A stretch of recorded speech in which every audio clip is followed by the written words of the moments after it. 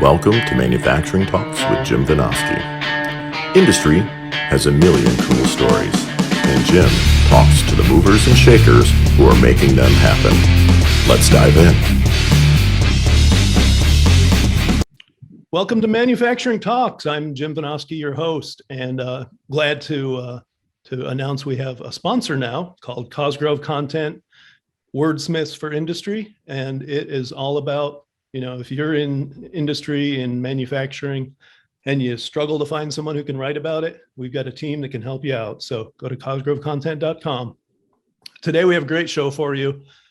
You may have heard about the worker problem, the challenge getting people, and we've got a guy here who can help you, and he can help us understand what's going on. I'm really happy to introduce Mike Kinder. He is the CEO, co-founder of Veryable. Welcome, Mike. Thanks, Jim. Great to be here. Glad to have you. Crazy times. Anyone who's out here in business obviously is struggling to some degree with the people front. So, before we get into all that, it's really interesting. Your timing is impeccable, right? You've got a company that's kind of a new take on staffing called Veryable. Tell us first a little bit about your background, and then tell us how you got into launching Veryable. Sure. Yeah. So my background is pretty much all manufacturing, and that's the scope of Veryable, and by extension, distribution, logistics, fulfillment. First third at this point, running operations for GE. Came up through the GE operations leadership program. Did the classic GE tour of duty. Went kind of site to site to site over about an 8-year period, doing anything from shop floor operations to materials, global sourcing, you name it. After that, I went into operations strategy consulting, focusing mostly on industrials, mostly on manufacturing strategy. Did a lot of buy-side due diligence for PE, but all kind of within this manufacturing strategy area. And that led me towards the end of my consulting run, led me into a space trying to figure out how to innovate properly in manufacturing, and more specifically trying to do that from the lens of my clientele, where they were hearing things like Internet of Things, digital 3D printing, and they're coming to me and saying, oh, well, I don't know what the hell this is, but right. One, how should I think about this? And two, how can it help me solve, some of the core problems I'm facing, let alone kind of how do I look into the future to understand what I should be and what capabilities I should be focusing on to get there. So that's what led me to Veryable, was trying to solve for this problem of what does proper innovation look like in manufacturing, just operations in general. So that's really interesting because, you obviously could have had a whole career in dealing with that whole digitalization and Industry 4.0 realm, and you chose to go the people route. Right. Well, so that's kind of where that's the framework essentially I started with. And I often say if I thought it was a robotics problem, if I thought that was the most interesting problem, we'd be a robotics company. If I thought it was a augmented reality problem, we'd be an augmented reality company. I'm not against any of those technologies. I think they all have a role to play. But what I kept coming across was, until I have another option, or at least a better working model on how to manage labor, none of those other things really interest me that much. Mm-hmm. So I think what you find across most manufacturing businesses is a labor and or materials problem. Yeah. So 90% of my day is labor or supply chain. And once I get that under control, if I ever do, then I can start to focus on asset utilization or something else that might be a little more sexy, I guess, to talk about. Yeah. So that's what we wanted to do is try to find the right starting point for innovation. I think that is labor. That's a really interesting take. And, we could probably talk for hours on how some of those things to fix problems are really aimed at the wrong thing. So even stuff like Lean and Six Sigma, a lot of the time are just treating symptoms, right? Absolutely. I mean, And you're going you'll after often, root cause. yeah, totally. And you'll often, hear things like, I need 5 new pieces of equipment because my equipment utilization or my asset utilization is X, Y, or Z.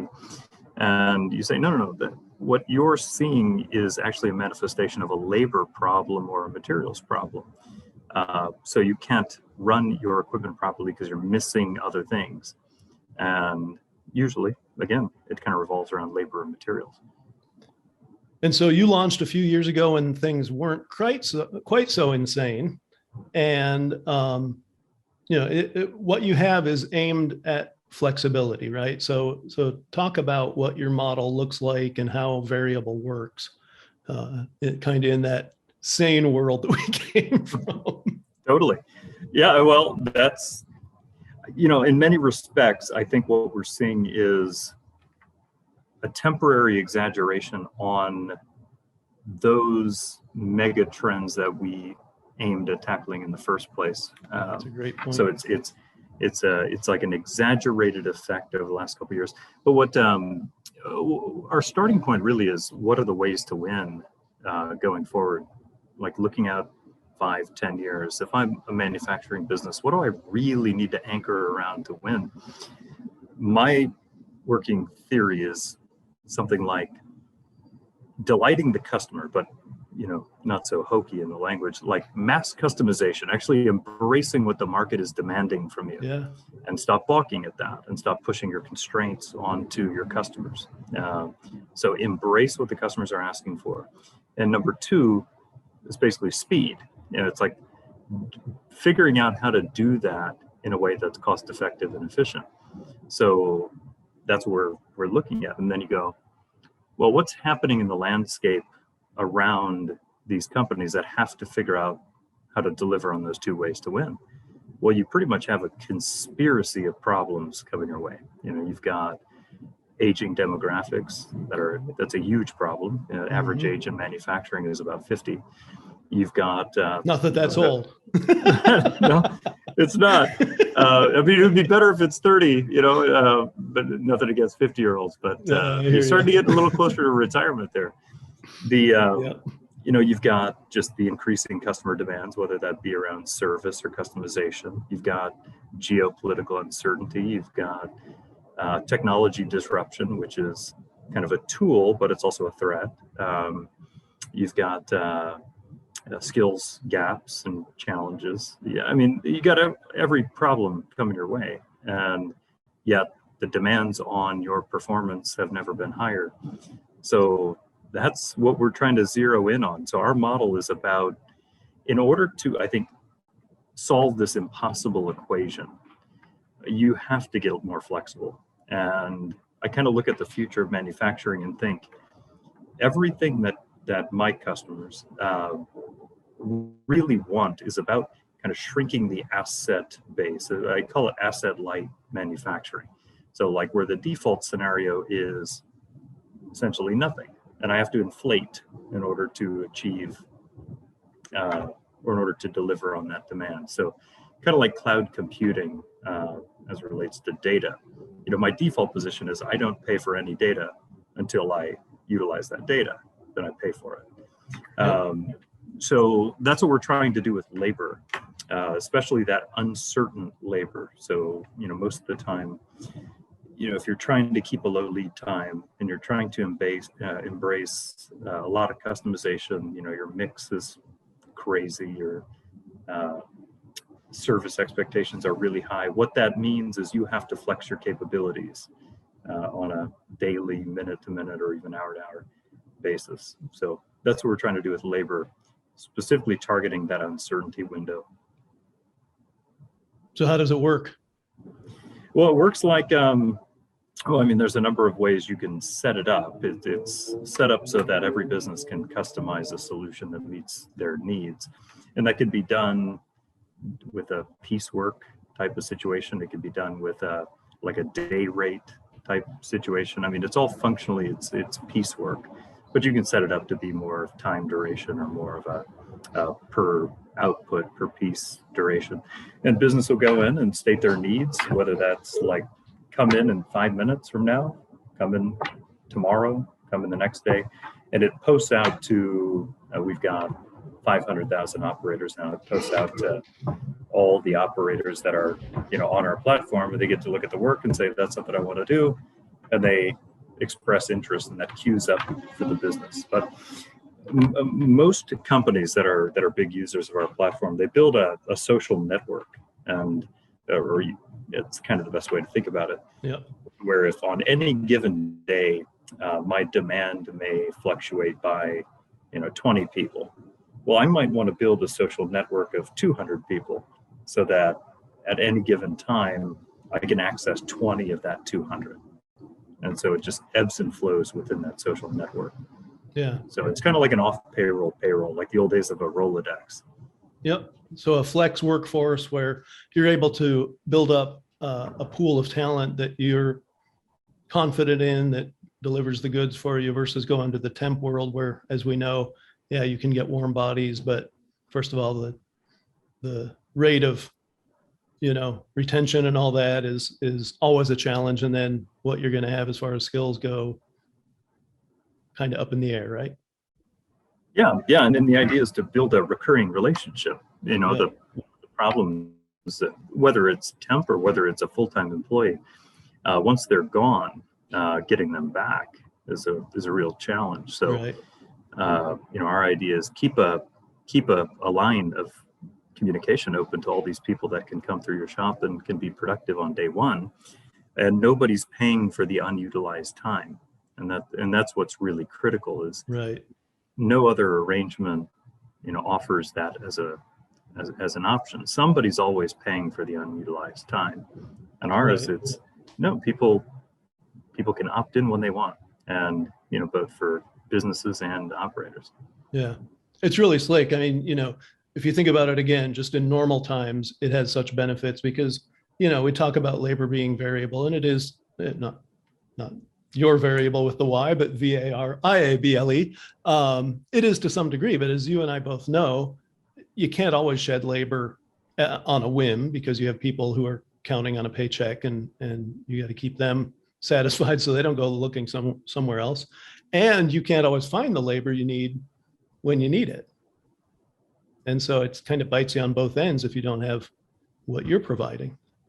Totally. And that's our name is derived from that. It's kind of like it's a bit of a parody on the fact that labor is technically a variable cost, but it behaves a lot more like a fixed cost. Definitely. And you end up eating a lot of unutilized time, and quite frankly, somebody is better off being able to maximize kind of their economic impact in shorter bursts for a higher per hour, per day, or per unit rate, than kind of settle in at that average rate over time that bakes in the unutilized time. Yeah. So we're trying to kind of eliminate the waste in the system that way. Yeah. And so, when I heard about you guys a few years ago, definitely jumped on the opportunity to cover you for Forbes, because my audience is manufacturing, and it's just such a great fit for what we do. And so you started down there in Texas, right? And I think when we talked for the article, you had a couple other locations you were getting cracking in. We're going to jump into that and where you've gotten to here in a few minutes. But before we do that, two things. One, you may not know this, Mike, but folks who've watched me before probably are realizing we have a different background, and I want to acknowledge that. I'm between studios, so I had one with a whole bunch of books in the background. That was my normal place I've been for my 10 shows I've done so far. But we just got new carpet in that room, so I had to get all those books out of there. Haven't gotten them back in, and in fact, I'm going to change it. So yes, if you're watching as opposed to just listening to the audio, and you were wondering about that, that's why. It'll change again, so get used to it.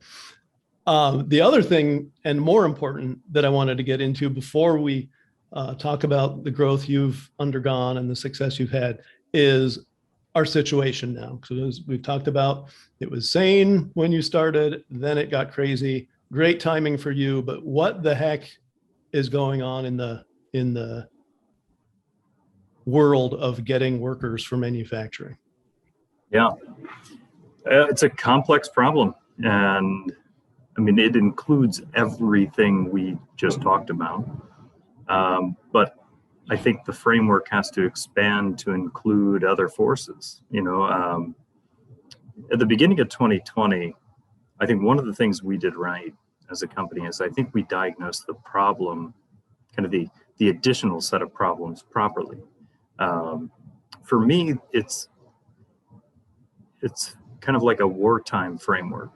If you think of it like you're at war, it'll make a lot more sense. And then it's who's the adversary? Well, somebody's the adversary, and somebody is deliberately going after small business. I think that's obvious, and I think the data supports me on that.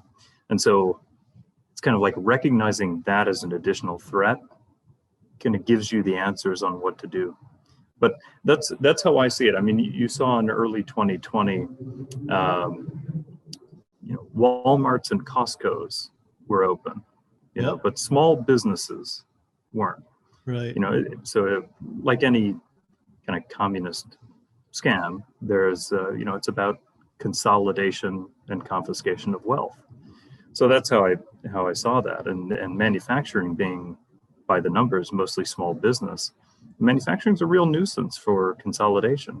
Manufacturing is one of those things that it's a hard thing operationally to consolidate. Right. It usually doesn't behave well that way. That's why you see a lot of that kind of like consolidation, then fragmentation, consolidation, fragmentation. It just isn't stable. So it's a very decentralized space, and a lot of my customers were right in the crosshairs of some pretty aggressive policy that was meant to harm their business. And I think avoiding that as a topic doesn't allow you to fight back against it. Mm-hmm. And what I've been advocating to my customers is I don't mean to go protest it. I mean, beat it back using your own ingenuity and spirit, because you can, outperform and commit to playing offense, and don't get in the fetal position and just take your lumps and hoping that the boot's going to come off your neck. Yeah. No, like fight back and play offense. Yep. Yeah. And it's nothing new. It's a new area that has gotten a lot more strident here during the pandemic. But if you think back, I mean, the term regulatory capture exists for a reason, and that's where, big businesses are able to leverage the government to instate policies that benefit them and hurt their competitors, and those are usually the little guys. So, people want to look at folks talking about this like they're crazy. It's not crazy. It's been around forever. I think history is crystal clear on it. And I think, one of the things I love about manufacturing so much is I think of manufacturing synonymously with the middle class. Like, I think it's a really hard thing to detangle the two ideas. And the middle class is always kind of in the crosshairs. And it's a nuisance. You're financially independent enough to make your own decisions and want to live autonomously. And manufacturing is right there in that space. So it's kind of a nuisance, and one that a lot of people, I think, are after. And, thank God we have it, Yeah. Yeah. And for all our troubles here, we're a lot more sane than a lot of places these days, right? By the way, I'm going to steal that about the middle class, because I've always talked about why I love manufacturing, because there's no hiding and you deliver the goods or you don't, and it's abundantly clear. But I also love your point about it's the realm of the middle class. Yeah, I mean, in the Midwest, I think is exactly the archetype there. It's I think that's why people are so nostalgic when it comes to manufacturing, and why it often gets hijacked in political rhetoric. Is there's a real nostalgia for that kind of single income, middle class, manufacturing based lifestyle. And I don't think it's at all odd to look back and say, why is there, because I think, again, the data is crystal clear on this, why is there a deliberate effort to deindustrialize the Western world? Yeah. Well, I think it's exactly that vision, and that's a politically inconvenient vision. Yeah. But it's also an opportunity, because I think there's been a lot of miscalculation on the part of the people who wanted to make hay with the situation. And you can see it with that deindustrialization is now, because people are hurting, unable to get the stuff they need from overseas. Geez, all of a sudden people are taking a fresh look at, wow, maybe it wasn't such a great idea to send all our manufacturing away from America. Oh, I mean, it was 1 month in, like April of 2020, and people are realizing how inconvenient it is to rely on China for all your pharmaceuticals. Right. It's like, you think so? Yeah. And immediately I turn to the local guys and say, now's your opportunity. Yeah. Now's your opportunity, because it wasn't an operationally sound idea in the first place. And right. I don't think anyone at the time, I was part of some of these decisions, thought it was. And now is the reckoning, and local guys, it's your time to get it back. Yep, definitely. And so there's opportunity, but then that opportunity gets us right back to our original discussion of, to take that opportunity, you got to have the people who can deliver the goods. So you guys fortunately have done really well through this, because you're presenting solutions, right? So catch me up now on, from the start in Texas and the few locations we talked about for the Forbes article a couple of years ago. Where have you gone? Sure. Yeah, we're in 22 cities now. So I think when we talked, awesome. We were, yeah, it's great. I think when we talked the first time, we were in Dallas, Houston, Central Texas, and Atlanta, something like that. Yep. So now we're all across the Southwest, including all the way out to Phoenix. We're in the Southeast, all the way down through Florida. Now we're up in the Midwest. We've got Chicago, Indy, Detroit, and soon to be expanding in the Northeast. So exciting times. And it has been a pretty good stretch of growth for us, but I think we've encountered as many headwinds as we have tailwinds in the last 2 years. And kind of going back to what we talked about, the supply chain chaos is a real problem. And like if you deem a business non-essential, it's like deeming a link in the chain non-essential. The chain doesn't work. And right. So you have just a ton of chaos out there. And I would argue overall production levels have been artificially depressed due to policy like that. Yep. So while that kind of chaotic environment has created pretty exciting use cases for our model, it's depressed overall activity, I think. And a lot of that is kind of jammed up with, inventory and delays. Nonetheless, I think kind of on net, it's been positive for us, but it's a very messy, as you know, very messy environment right now. Yep. Yeah, but to me, you guys reflect what's really great about America is you had all these bad things going on, bad decisions and bad actions that were hurting us. But at the same time, you're out there providing a solution that is allowing kind of that next phase of activity in the manufacturing world to take place, and for us to chart that new course. Yeah, I would agree. And one thing I'm just really proud of is we never left the battlefield. And there's one thing I just can't stand is like condescending rhetoric towards the working class. Oh. Because again, if you and me both, if history has taught us anything, it's who rises to the occasion when times are tough. It's the same group every time. Right. While the white collar bankers go run off to their bunkers, it's the everyday person that's going to work and putting goods on the shelf and building stuff. And so we're right alongside them.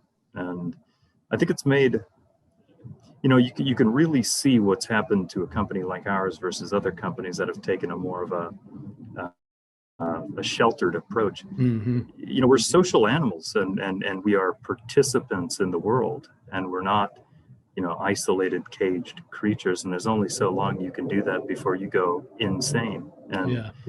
I'm really proud of the fact that we kind of rallied together as a team. We worked together. We worked, alongside the companies that we've been trying to support through the operators we've been trying to support, and ginned up quite a few wins along the way. That's great. And one of those is funding. So you had some pretty big funding news late last year. We did, yeah.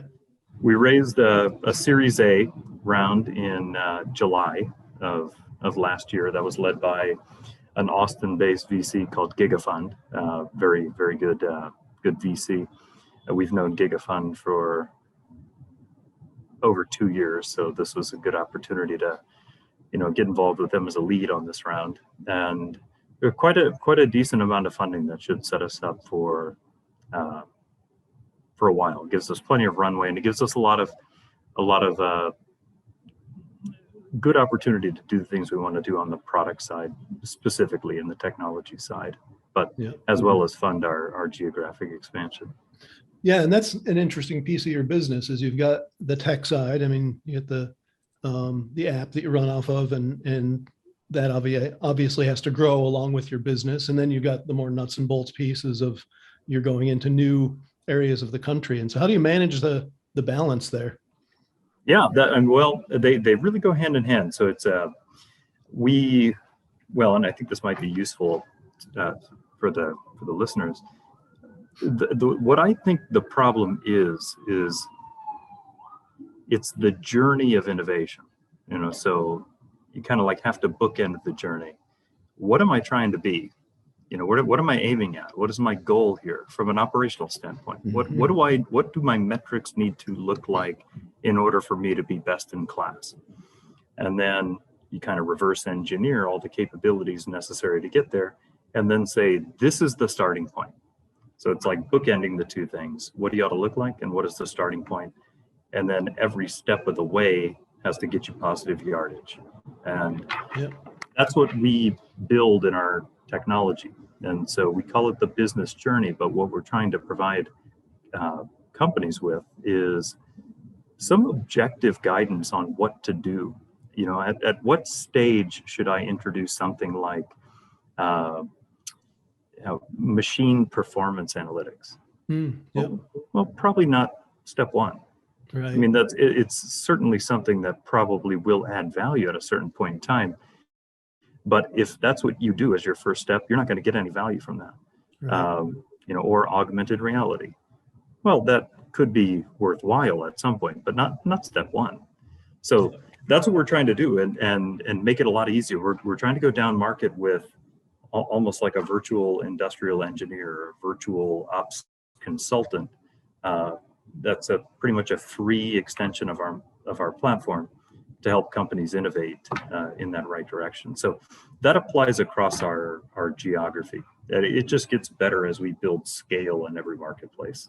So the more businesses and the more operators that we have in a given city, the more likely you are to make the market with kind of the fractional needs of businesses and the fractional needs of people. Yep. Interesting. Yeah. It touches on some stuff I've been involved with around the whole Industry 4.0 thing, with all this hype about, bells and whistles and monitors and software and all this. And I've told, especially small manufacturers, don't get caught up in that. It might be the right solution for you, but it may make no sense whatsoever. And I love that you guys are out there, helping these smaller guys who may not have the resources or the background to find those answers and do the smart things for their businesses. Totally. And I think I look at it as the flexibility has to come first in order for you to get the value from an IoT type model, assuming you're able to find a good one and implement it in a useful way. An example that I ran into. This is many, many years ago. But this one company was showing me a technology they had, and with their smart cameras and sensors, they could watch a guy doing a assembly and then estimate how productive that individual was. And they said to me, Mike, what you think there's a market for something like this? And well, what you have is pretty much a virtual industrial engineer. And industrial engineering's been around a long time, but that isn't the hard part. So if I'm running that shop and you came up to me and said, hey, Mike, I've got an analysis on Jim. Jim's 50% productive. I'd go, that feels about right. Okay, but in order to attack that 50% non-productive time, that's like 1,000 little things that you've got to improve. That's the hard part. It's not telling me something. You could, maybe I thought it was 50%, but you told me it was 48.9%. Like, I'm in the same boat. Now I got to do the 1,000 little things to do that. Yeah. And it's not like I didn't know that. Which you were doing anyway, right? Right. So I think kind of like any good lean exercise is you kind of have to start with what you think you need and then figure out a way to do it. So our point of view is, if we can serve up a more liquidified labor market that's more fungible, more flexible, then the advanced analytics and the real-time monitoring and all those things have a purpose, because now you can kind of play with the environment more versus a static environment where you're just kind of like measuring inertia. And I don't think that does any good. I think that's why most people aren't really clamoring for those technologies right now. Mm-hmm. Like, well, I'm just kind of measuring a static environment to a really precise degree. And like, okay, well, you're not going to get any value from that. You're going to end up with a lot of data. That's it. Yeah, that you won't do anything with. Right. You are not in a static environment, and so you've grown substantially. You've done some great things. Where do you go from here? Are you going across the whole country? Do you see international opportunities down the road? Where's Veryable headed? Yeah, well, definitely. Those are all in the cards. The immediate priority is depth in our current markets. We're just scratching the surface on how big each one of our marketplaces can be. Take Dallas or Houston or Atlanta. Each one of these has 20,000 active operators, 500 companies, on our platform. But every single one of those cities has 20,000 companies, and so we're still in the very early innings of market penetration in our largest markets. But we will be on the East Coast here pretty soon.